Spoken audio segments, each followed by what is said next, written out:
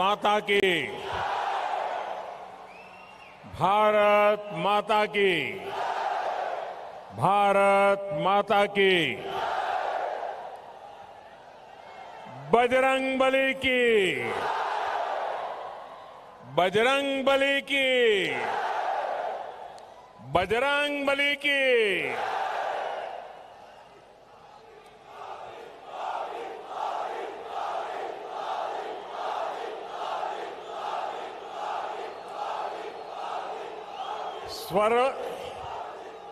सर्वज्ञ मत्तु भक्त कनकदासरा नाडू हावेरिया जनतेगे ನನ್ನ ನಮಸ್ಕಾರಗಳು।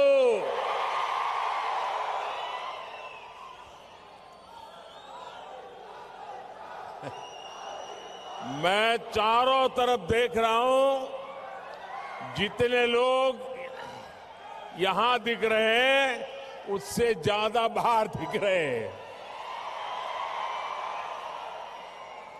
आप सभी का यहां इतनी बड़ी संख्या में आने के लिए,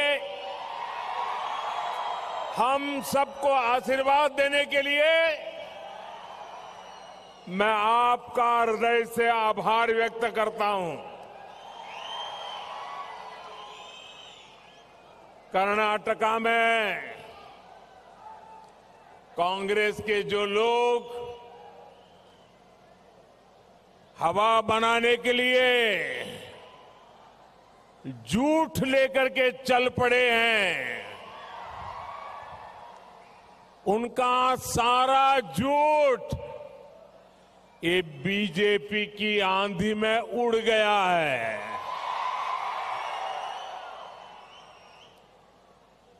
अभी भी जिनको लगता है कि कांग्रेस का कुछ बचा है, जरा आकर के देख लीजिए। कर्नाटका कांग्रेस की तुष्टीकरण और तालाबंदी की नीति और नीयत को कर्नाटक का एक एक नागरिक भली भांति जान गया है। कांग्रेस के बड़े नेताओं ने जो गाली गलौज किया, उससे ओबीसी हो, लिंगायत हो, सब कोई बहुत ही नाराज है, गुस्से में है। इसलिए लोगों का गुस्सा अब संकल्प बन गया है। लोगों की नाराजगी अब निर्धार बन चुका है और इसलिए कर्नाटक के हर गली मोहल्ले से, गांव से, शहर से, हर घर से, चारों तरफ एक ही आवाज गूंज रही है, ई बारिया निर्धारा, ई बारिया निर्धारा, ई बारिया निर्धारा। बहुमतदा बीजेपी सरकारा। सहोदर सहोदरियरे,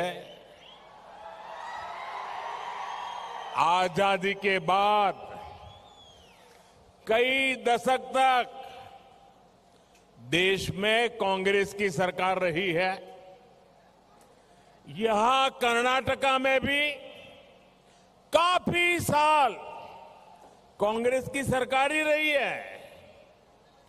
येदियुरप्पा जी और बोम्मई जी के नेतृत्व में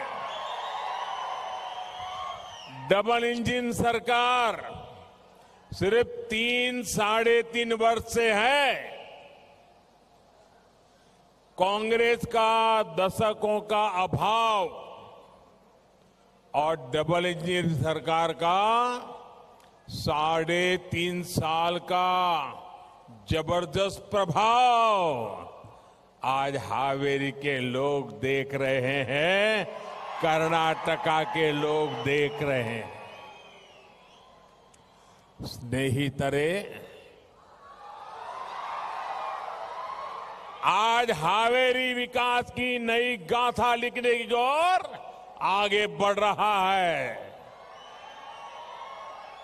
डबल इंजन सरकार यहां हावेरी में नए मेडिकल और इंजीनियरिंग कॉलेज लाई।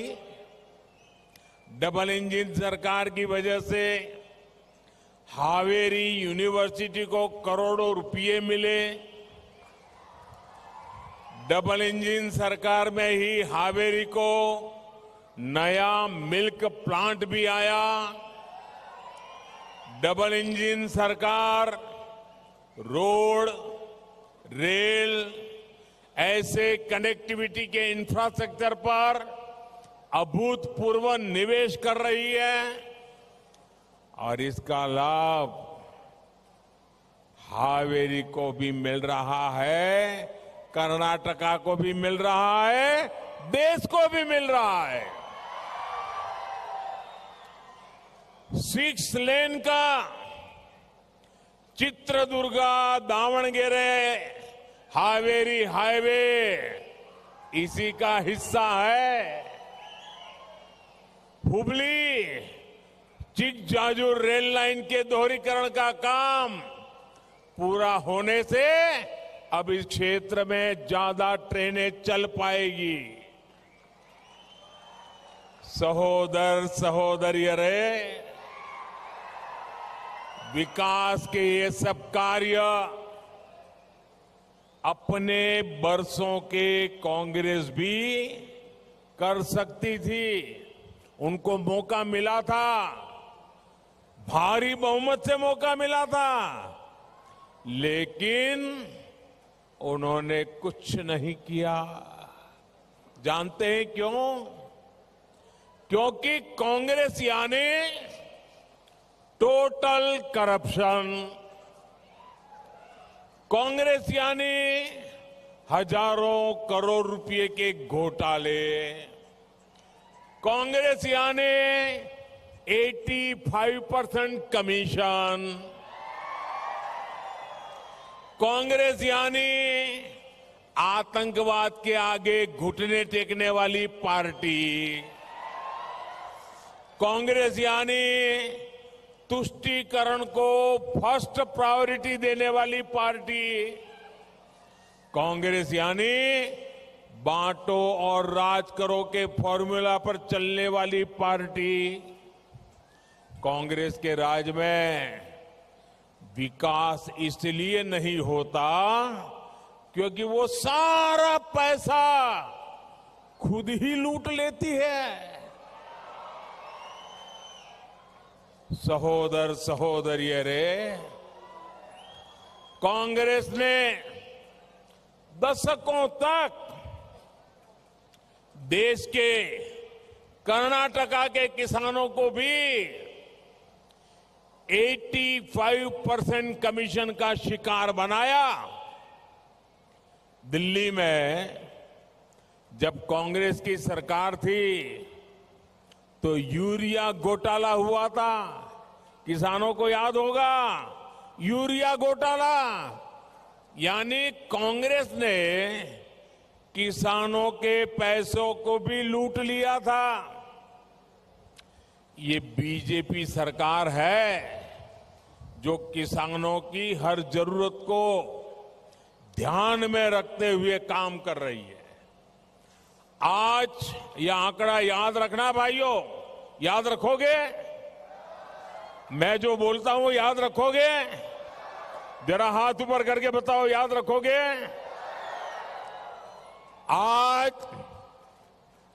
इंटरनेशनल मार्केट में, अंतर्राष्ट्रीय बाजार में यूरिया की कीमत क्या है? पर केजी 1 किलो का 50 रुपीज, 50 रुपया, 50 रुपीज पर केजी भारत 50 रुपया पर केजी दुनिया से यूरिया लाता है, लेकिन किसान को कितने में देता है? किसानों को 5 रुपीज पर केजी देता है, सिर्फ 5 रुपया केजी देता है। किसान को सस्ता फर्टिलाइजर देने के लिए बीजेपी सरकार 2 लाख करोड़ रुपए 2 लाख करोड़ रुपए 2 लाख करोड़ रुपया ये यूरिया के लिए खर्च कर रही है ताकि किसानों पर बोझ न पड़े। इतना ही नहीं, पीएम किसान सम्मान निधि भी जरूरत के समय किसान के बहुत काम आ रही है। यहां हावेरी के किसानों के बैंक अकाउंट में भी 450 करोड़ रुपए से ज्यादा जमा हो चुके हैं, 450 करोड़ से ज्यादा। स्नेहितरे, कांग्रेस की दशकों से आदत, पहले झूठा कमिटमेंट करो और जब लोग चिल्लाए कि भाई तुमने कमिटमेंट किया था, तो क्या जवाब देते हैं? अरे हमने कमेटी बना दी है। कमेटी का नाम देकर के भाग जाते हैं। कर्नाटका में ये लोग बहुत सारी झूठी गारंटियां बांट रहे हैं, लेकिन उनका जरा ट्रैक रिकॉर्ड देख लीजिए।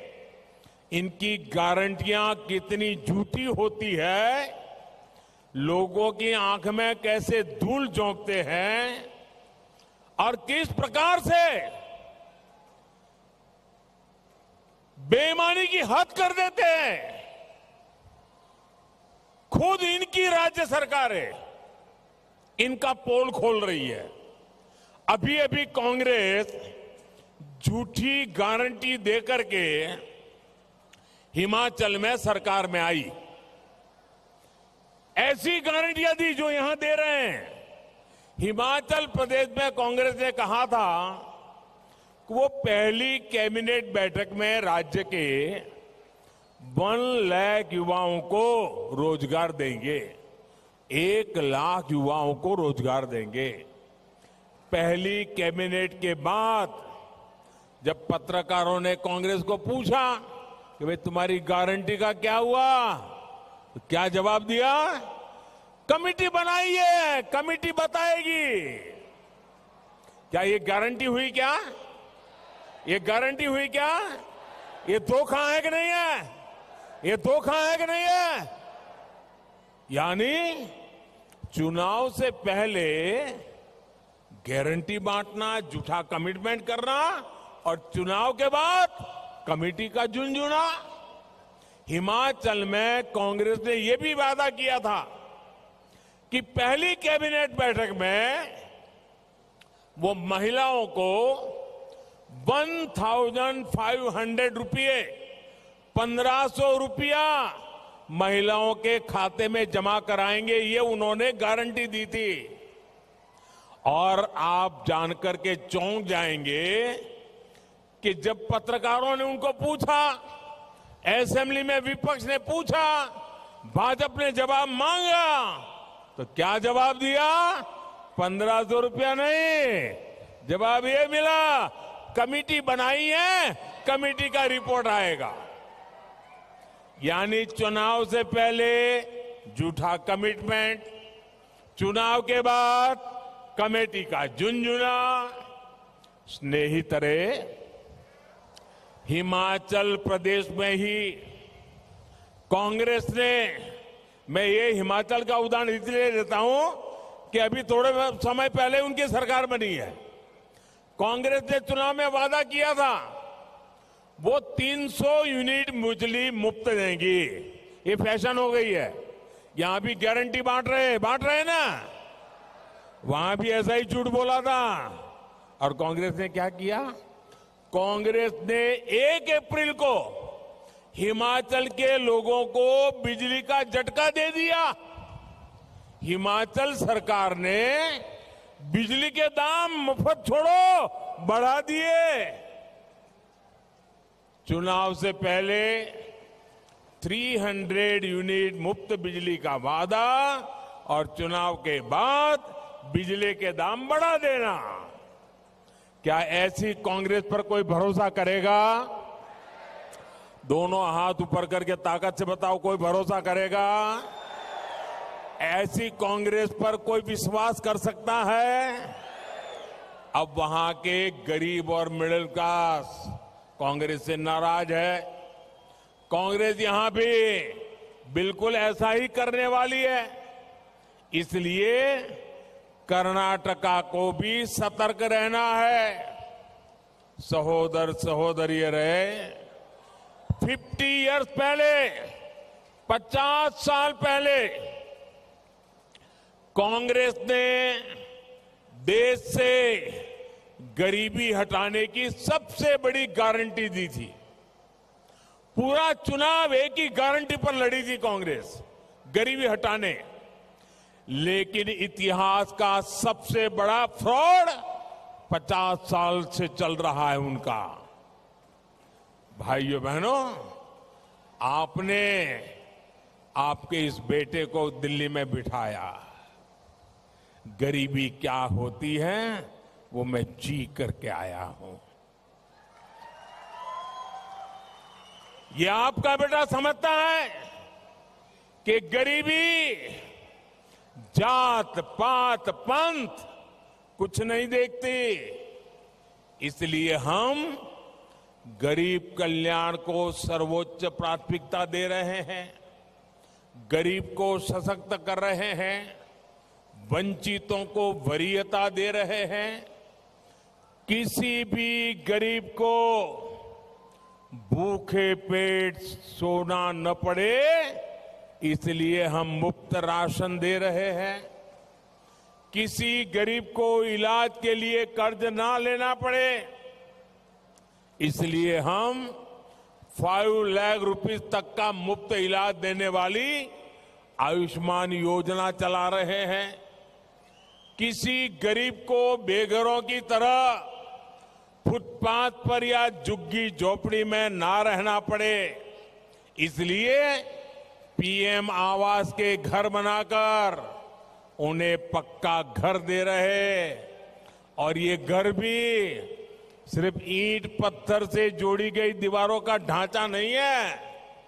इन घर में टॉयलेट है, नल से जल आता है, उज्ज्वला का एलपीजी गैस कनेक्शन होता है, उजाला का बल्ब बिजली का जगमगाता है। ये सब इस घर के साथ आता है। इन सुविधाओं के लिए भी एससी, एसटी, ओबीसी समाज के साथियों को कांग्रेस सरकार में रिश्वत लेनी पड़ती थी, कमीशन देना पड़ता था।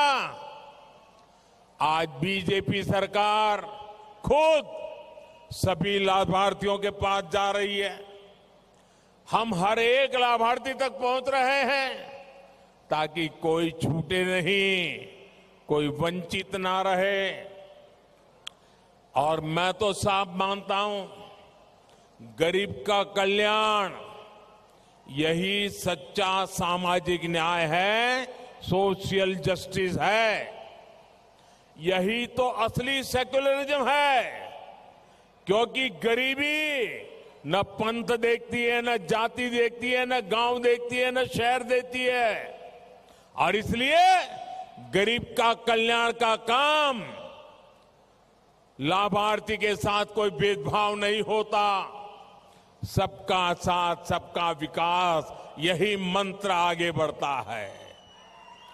सहोदर सहोदरियों रे, हावेरी जिले में भक्त कनकदास जी की जन्मस्थली है।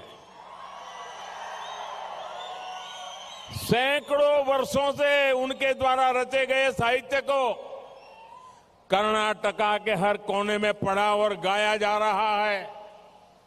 भक्ति के अलावा कनकदास सामाजिक सद्भावना और भाईचारे के विचारों के लिए भी जाने जाते हैं। उनकी एक मशहूर रचना है जिसमें वो लोगों से कहते हैं कि कुल के नाम पर एक दूसरे से मत लड़ो। उनका जीवन इस बात का उदाहरण है कि भक्ति की शक्ति से समाज में सबको एकजुट किया जा सकता है। आज हमारे सबका साथ सबका विकास के मंत्र के पीछे भी कनकदास जी ने जो पढ़ाया है ना, वही हमारे काम आ रहा है। भक्त कनकदास जी ने श्री अन्न रागी का महत्व समझाया था और आज पूरी दुनिया भारत के प्रयासों की वजह से इंटरनेशनल ईयर ऑफ मिलेट्स मना रही है। साथियों, आज दुनिया में भारत की इकोनॉमी 5th नंबर पर पहुंच गई, 5 नंबर पर दुनिया में। दोस्तों, 5 नंबर पर हम पहुंच चुके हैं। और 2014 के पहले जब कांग्रेस की सरकार थी ना, तब हम 10 नंबर पे थे, 10th पर थे। फिर 2014 में आपने मुझे सेवा करने का मौका दिया, बीजेपी की सरकार बनाई। भारत 10th नंबर की इकोनॉमी से देखते ही देखते 9th पर पहुंच गया। लोगों ने जो कहा चलो भाई कुछ हो रहा है। फिर भारत 9 से 8 नंबर पे पहुंच गया, 8 नंबर पे पहुंच गया। लोगों को लगा चलो यार मोदी जी कुछ कर रहे हैं। फिर भारत 8 नंबर से दुनिया की 7 नंबर की 7 नंबर की इकोनॉमी बन गया। अचानक दुनिया का ध्यान गया कि ये भारत अचानक तेजी से कैसे आगे बढ़ रहा है, ये कौन कर रहा है। और फिर भारत देखते ही देखते 7 नंबर से 6 नंबर पे पहुंच गया। लोगों की जिज्ञासा बढ़ गई, चर्चा बढ़ गई। लोग कहने लगे मोदी कुछ तो कर रहा है।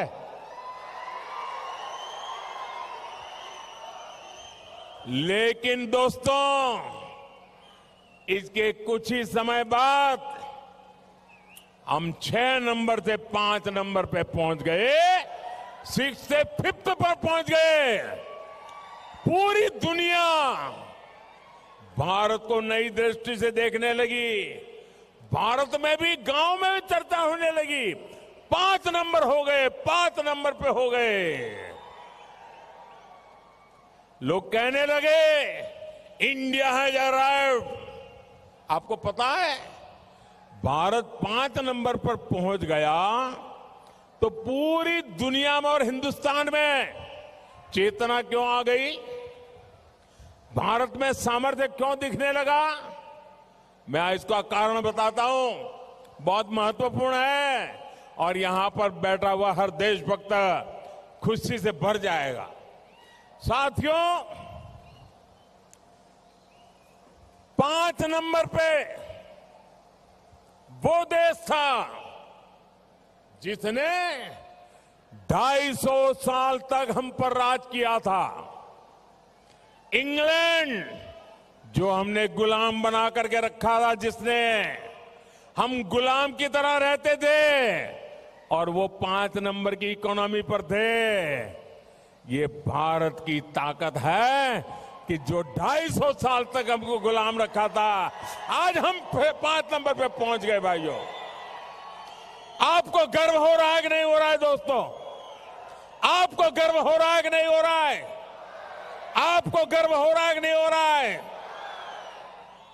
साथियों, अब भारत को 5 नंबर पे रुकना नहीं है, हमें आगे बढ़ना है। आप मुझे बताइए, 5 नंबर से हमें पहले 3 में पहुंचना चाहिए कि नहीं पहुंचना चाहिए? आप चाहते हैं पहले 3 में पहुंचना चाहिए? आप चाहते हैं? करना चाहिए? कौन करेगा? कौन करेगा?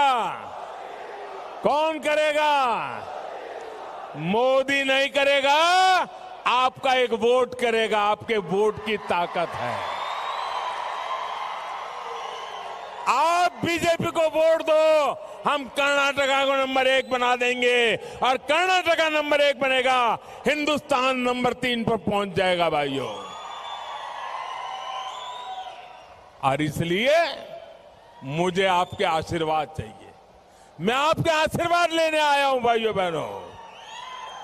कर्नाटका में सिर्फ बीजेपी की सरकार ऐसा नहीं, पूर्ण बहुमत वाली मजबूत और स्थिर बीजेपी सरकार चाहिए। और इसलिए अब समय का बुधवार को तो मतदान है, 10 मई को आपका वोट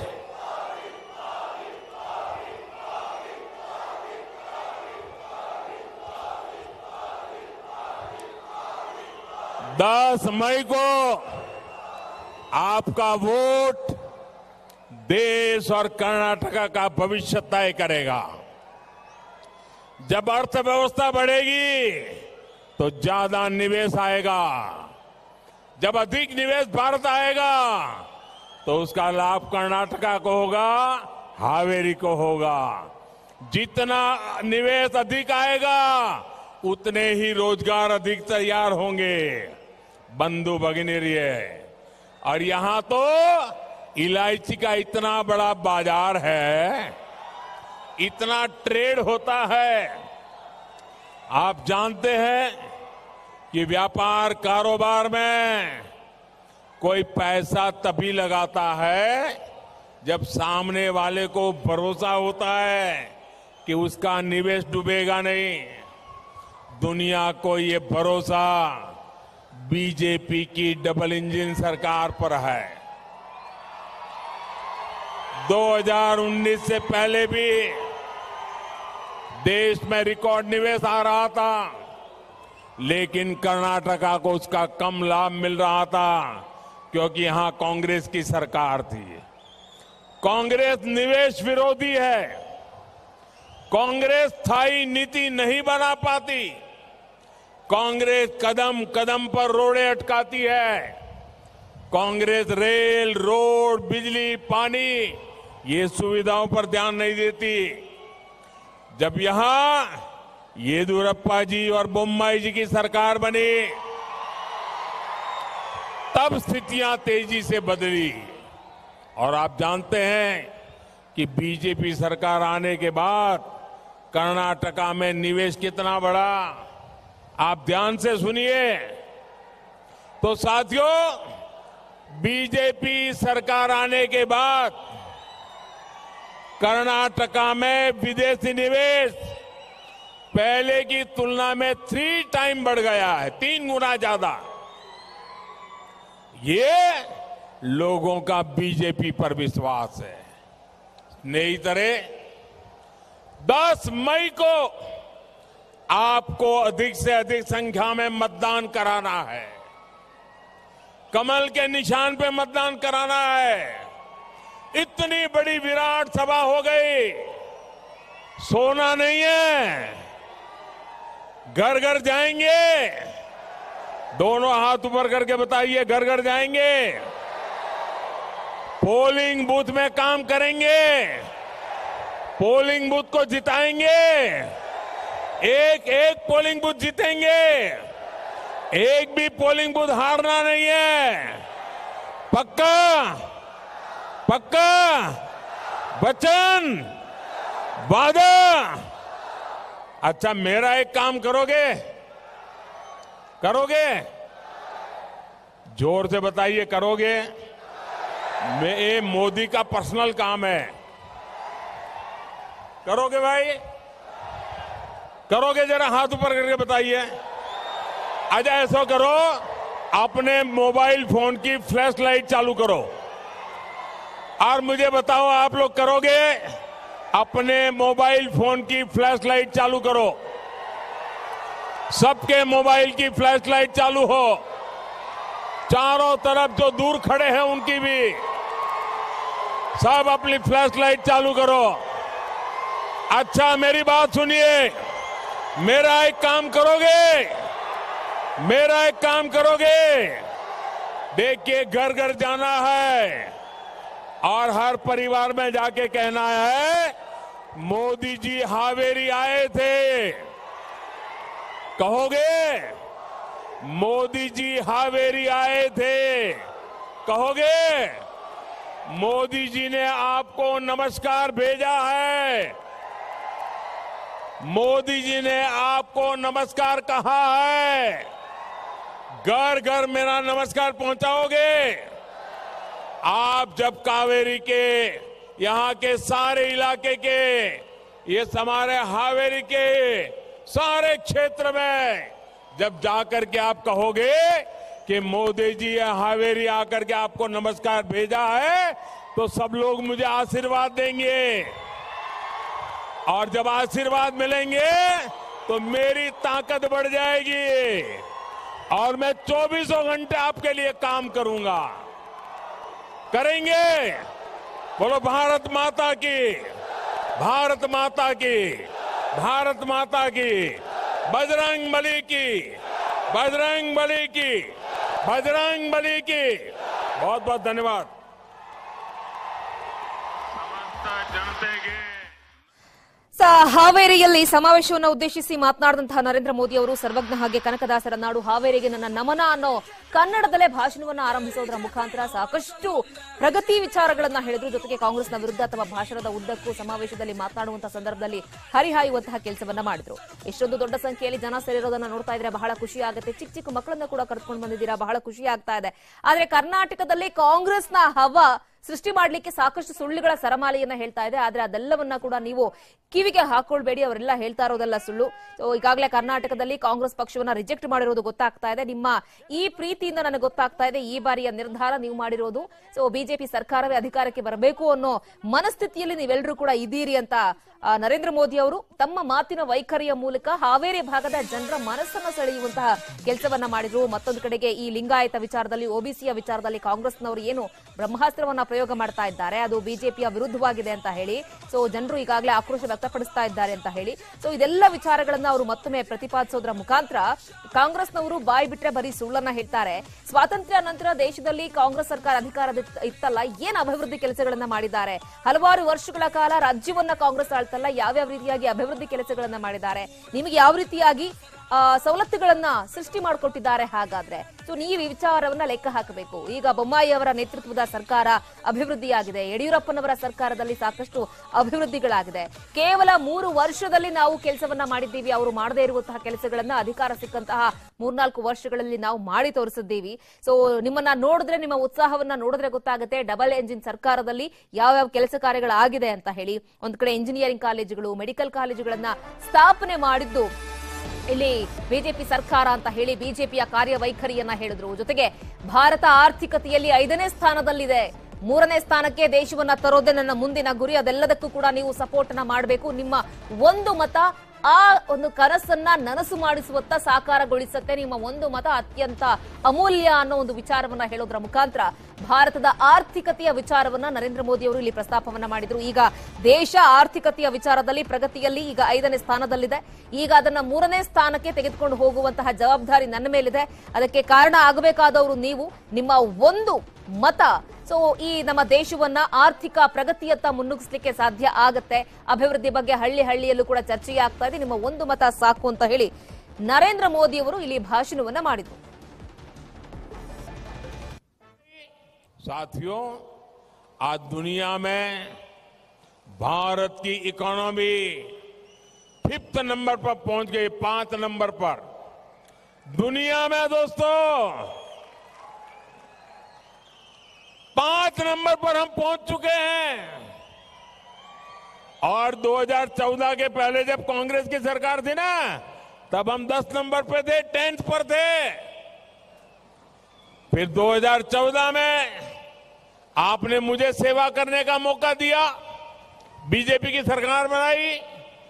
भारत 10th नंबर की इकोनॉमी से देखते ही देखते 9th पर पहुंच गया। लोगों ने जो कहा चलो भाई कुछ हो रहा है।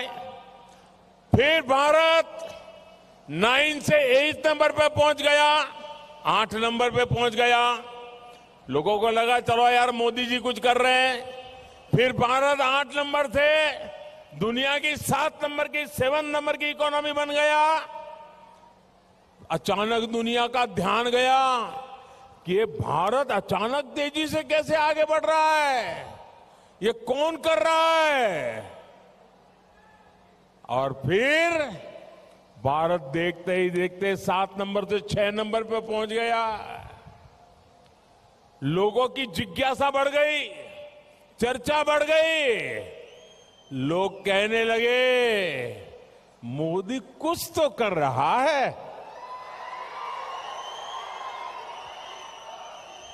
लेकिन दोस्तों, इसके कुछ ही समय बाद हम 6 नंबर से 5 नंबर पे पहुंच गए, 6 से 5th पर पहुंच गए।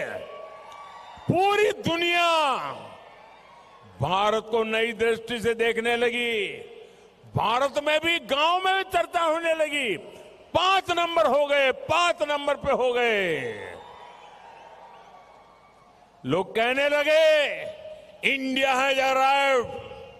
आपको पता है भारत 5 नंबर पर पहुंच गया तो पूरी दुनिया में और हिंदुस्तान में चेतना क्यों आ गई, भारत में सामर्थ्य क्यों दिखने लगा। मैं इसका कारण बताता हूं, बहुत महत्वपूर्ण है और यहां पर बैठा हुआ हर देशभक्त खुशी से भर जाएगा। साथियों, 5 नंबर पे वो देश था जिसने 250 साल तक हम पर राज किया था। इंग्लैंड, जो हमने गुलाम बना करके रखा था, जिसने हम गुलाम की तरह रहते थे और वो 5 नंबर की इकोनॉमी पर थे।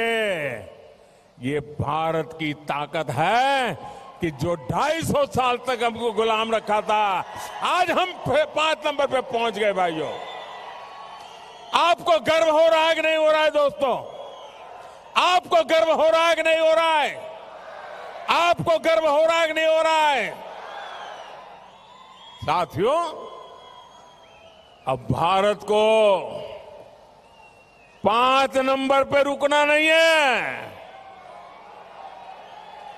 हमें आगे बढ़ना है।